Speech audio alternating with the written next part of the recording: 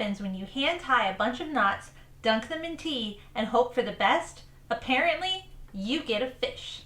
A keychain fish. A surprisingly adorable one. Hey, I'm Amanda, and this is Acutely Amanda, the podcast where odd-numbered seasons explore fiction and even-numbered ones dive into crafts, DIY, and the stories behind what we make. Since it's season 2, today we're making macrame. And not just any macrame. This little fish accidentally connected me to a centuries-old tradition of knotting, sailing, and rebellion. So stick around, because today we're tying more than just cords. If you're into handmade crafts with history, hit subscribe so you don't miss what's coming next. This is only my second macrame project. My first was an owl plant hanger labeled beginner, but it had a dozen types of knots and took me over 40 hours. That was back in 2022.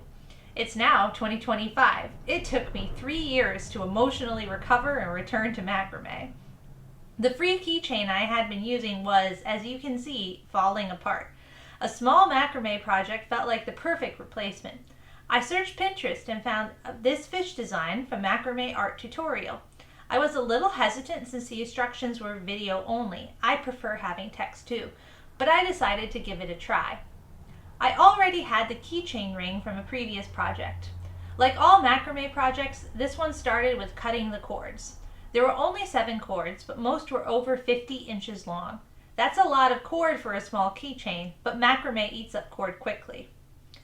This pattern primarily used half-hitch knots, although the video never said so. It also never said how many knots to do on one cord. That made it harder to follow. I had to keep pausing, rewinding, and guessing how many knots had been tied while I looked away. And since they were all the same type of knots and looked similar, it was hard to identify the exact spot I was at in the pattern. One of my favorite parts? Adding the bead for the fish's eye. I love incorporating beads into macrame, and a giant bag of them was super affordable. In the video, she pins her project to a board, which is common among macrame crafters. I used the tape down method, the same as I did for the owl. If you're wondering how identical knots form a fish shape, it's all about direction. Tying left to right versus right to left changes how the cords lay, and adding cords at specific points helps create the form. I understand the mechanics, but I still rely on others' patterns. I hit a moment of despondency just over halfway through. My left side looked off compared to the video. But I pushed through, accepted some imperfection, and somehow it still turned out looking like a fish. The video recommended using a crochet hook to finish off cords, but I just used my yarn needle, blunt tip with a large eye. It worked great. All I had was white cord left over from my owl, but white didn't feel very fishy, so I decided to dye it. I skipped the mordant, a step that helps dye stick, and went with tea since its tannins naturally adhere better. If you want a natural mordant, you can use soy milk. I used a craft-only slow cooker and simmered the keychain with 2 black tea bags for about 4 hours. Be sure to use separate dishes for crafting from cooking for safety. The final color has a natural, slightly warm tone. I suspect the purple bead may have bled a little too, but honestly I like the result. To finish, I glued the cord ends. The video didn't mention needing glue or a needle, but they're essential. Since this will go in and out of my purse, I wanted it to be durable. I used E6000 glue in a well-ventilated space and let it dry thoroughly. So, would I recommend this pattern? The fish keychain is adorable, and I've already gotten compliments. It's a solid beginner project because it uses only 1 knot and doesn't take long, but it's not great for true macrame newbies. You'd benefit from written instructions and some explanation of the knot technique. Of course, I had to dig into the surprisingly tangled history of macrame. The word itself likely comes from the Arabic migrama, meaning fringe, a nod to its earliest known form when Arabic weavers in the 13th century tied decorative knots to finish off hand-loomed fabrics like shawls and towels. What began as a practical way to keep fabric from unraveling slowly became an art form all its own. As Arabic traditions spread into Europe, first through the Moors in Spain and then across Italy, France, and England, macrame found its way into the hands of artisans, religious orders, and eventually the nobility. Queen Mary II was said to be so obsessed with macrame, calling it knotting at the time, that she taught it to her ladies-in-waiting herself. It was decorative, elegant, and compared to lace making, a lot easier to pick up.